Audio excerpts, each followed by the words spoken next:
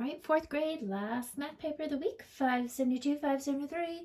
It's practice. Be careful. Don't just get distracted by the pretty letters. Really, really think you can do it. There aren't that many.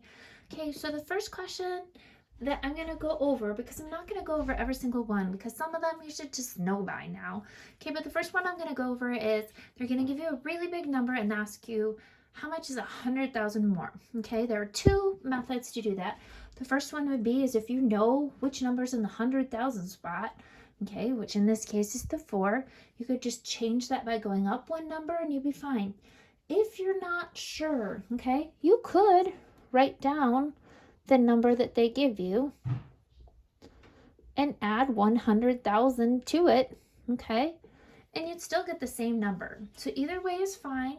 So if you're unsure, if you don't know which number is the 100,000 spot, take the time and add it up, okay? Number 5 talks about this girl jogging, and it says she went 4 and 8/12 miles, okay? Write this as an improper fraction, just as a reminder for that.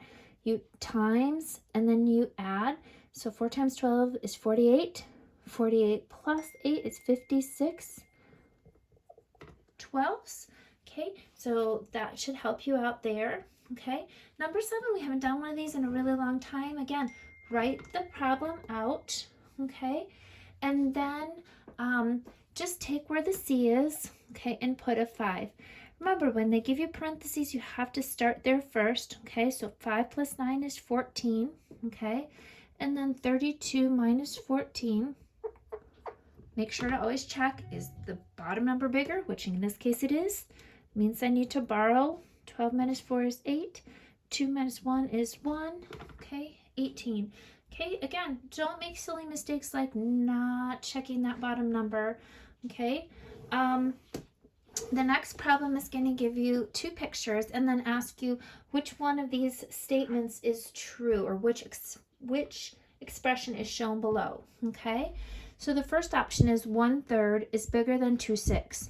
Well, when I look at these pictures, they look like they're equal. So I know right off that this is not going to be my answer because one isn't bigger than the other. Okay, now I have 2 options where it's saying that they're equal. Okay, so now I have to figure out, is this 1/3 or is this 1/2? This is again one of those examples. We're counting that bottom number. 1, 2, 3. My bottom number should be 3. Okay, and one of them is colored. Tells me this is the answer. This is the trick answer that they might try and get you on, because if you're not counting the bottom number first, you might say 1 out of 2. So be careful on that one. Okay, number 10 is going to ask you which number is equivalent to 9/12. And it's one of those ones where it's going to divide instead of multiply. Okay, so my first clue would be, I'm going to check and see if the bottom numbers would even go into 12, okay? So can 4 go into 12? Sure. Can 4 go into 12? Sure. Can 5 go into 12?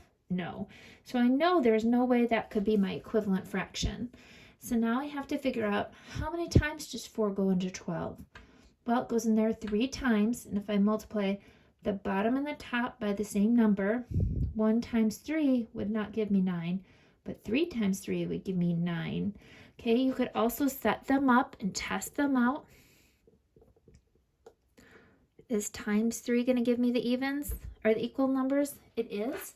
So I know that's the correct one. Okay, number 12 talks about Santos reading a 420-page book in only 7 days.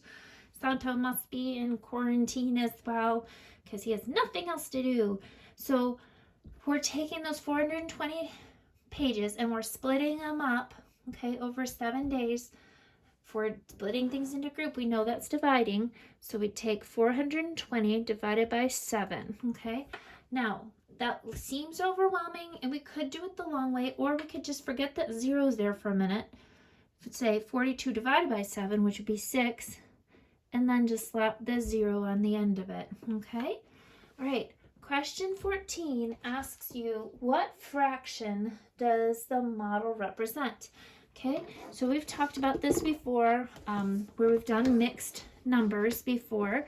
So we've got 2 whole full ones, okay? Then we have to make a fraction for the other one. So we have 1, 2, 3, 4 pieces, okay? and 2 of them are filled in.